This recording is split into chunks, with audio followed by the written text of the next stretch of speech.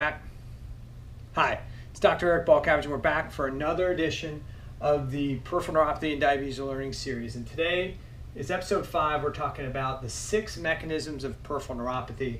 And as I said I think in episode 2, there's 6 primary mechanisms. It doesn't matter what type of neuropathy you have. If you have peripheral neuropathy, these are the 6 mechanisms that cause damage to your nerves.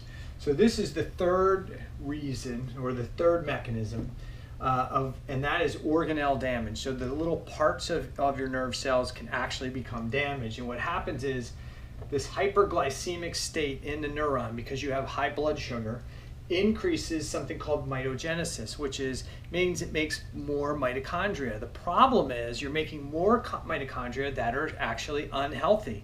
And when you make more of these unhealthy mitochondria, you get increased superoxide production. And this is a reactive oxygen species, which means it creates more damage to the nerve cells and creates more inflammation. As you increase the mitochondrial density in conjunction with increased reactive oxygen species, we now get aberrant nerve firing and increase what we call nociception. And if you want to think about what nociception is, it's aberrant nerve stimulation. Let's just call it pain. You get numbness, tingling, paresthesia, these abnormal signals that we associate with neuropathy. Because the nerves have a really high fat content, they are more susceptible to the damage of reactive oxygen species. These lipids or these fats become oxidized or damaged. And this hyperglycemic state decreases the antioxidants to deal with the reactive oxygen species. One, we talked about, as you have increased hyperglycemia in the cell, we have upregulation of something called the polyol pathway that depletes something called NADPH, so we lose our antioxidant capacity that way.